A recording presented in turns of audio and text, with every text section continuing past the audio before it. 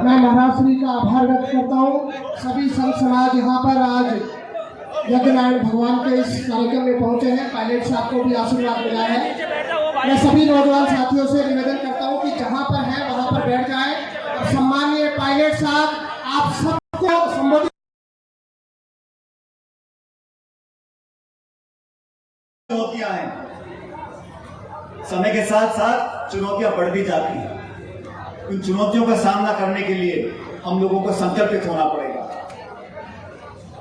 हमारे विश्वास, हमारी अंतरात्मा को सुनना चाहिए, सच्चाई के रास्ते पर चलना चाहिए।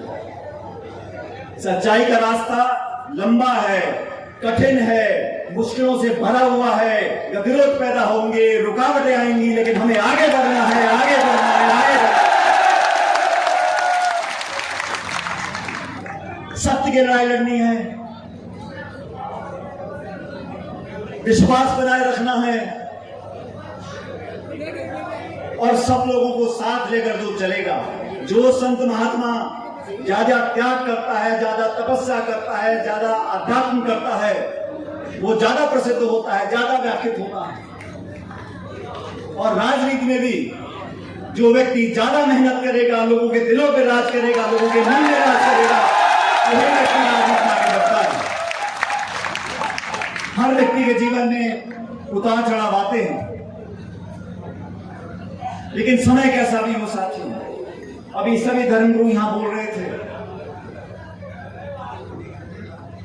अपने विश्वास पे, अपने संकल्प पर हमें अड़िग रहना है। कोई बहकाएगा, कोई फुसलाएगा, कोई सच बोलेगा, कोई झूठ बोलेगा, लेकिन हमें अपने गिरबान में झांकना है, अपनी अंतरात्मा को सुनना है।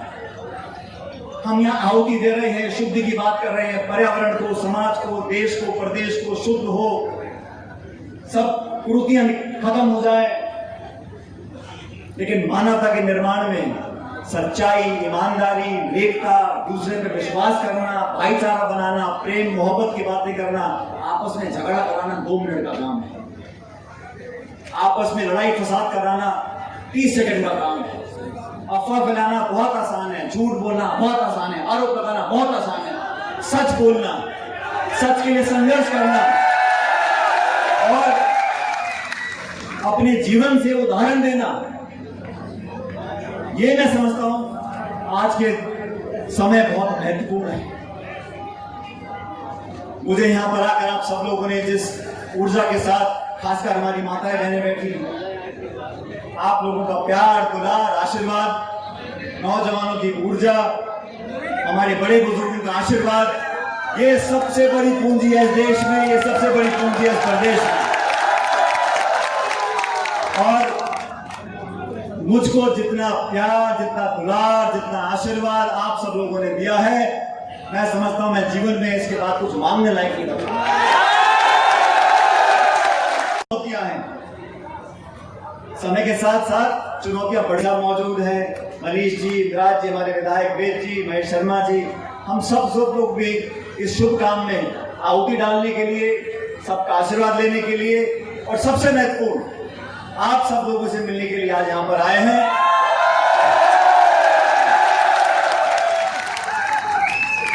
साथियों, ये समय हम सब लोगों के लिए बहुत महत्वपूर्ण है। ये देश नौजवान है, ये प्रदेश नौजवान है और हम लोगों को वो सब करना चाहिए जिससे अपनी पहचान को बना सके। देश के विकास में, देश की उन्नति में, समाज को आगे बढ़ाने में हम क्या योगदान दे सकते हैं। उसमें धर्म भी बहुत महत्वपूर्ण है, लेकिन कर्म भी बहुत महत्वपूर्ण है और कर्म ही पूजा है। जो अच्छा किसान है वो किसानी करेगा, जो अच्छा कर्मचारी वो मेहनत से काम करे, जो समाज सेवा करता है वो समाज सेवा अच्छे से करे, जो नेतागिरी करता है वो नेतागिरी अच्छी से करे। अपने अपने क्षेत्र में बहुत महत्वपूर्ण है। और साथियों, जब से सृष्टि का निर्माण हुआ है, जब से सृष्टि का निर्माण हुआ है, मानवता की एक पहचान है। अलग अलग देशों में, अलग अलग इस भारत के प्रांतों में अलग अलग भाषा बोलने वाले लोग, अलग अलग धर्मों में आस्था रखने वाले लोग, अलग अलग वेशभूषा, खाना पीना, जाति, बिरादरी, समुदाय, गोत्र, हजारों लाखों हैं। लेकिन वो देश और वो लोग हमेशा आगे बढ़े हैं जो एकजुट रहे हैं। जब आपस में हम खंडित होते हैं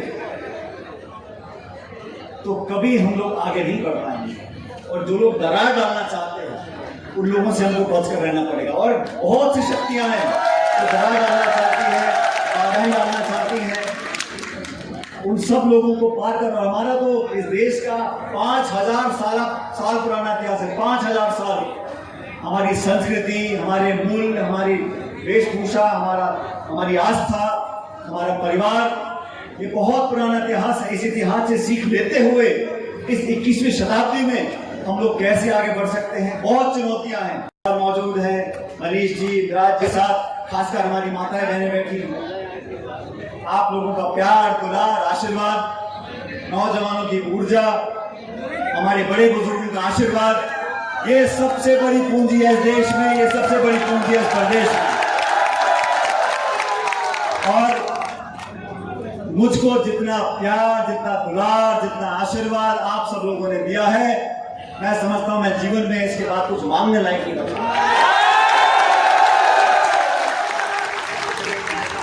लेकिन आने वाले समय में भी हम सब लोगों को एक साथ मिलकर अपने प्रदेश की भलाई के लिए, देश की भलाई के लिए, और सबसे ज्यादा मानवता की भलाई के लिए मिलकर काम करना होगा। जब आप ये सब लोग काम करोगे, उस काम में कंधे से कंधा मिलाकर मैं आपके साथ खड़ा रहूंगा। क्योंकि ये धार्मिक कार्यक्रम है और हजारों हजार लाखों लोग यहां पर आ रहे हैं।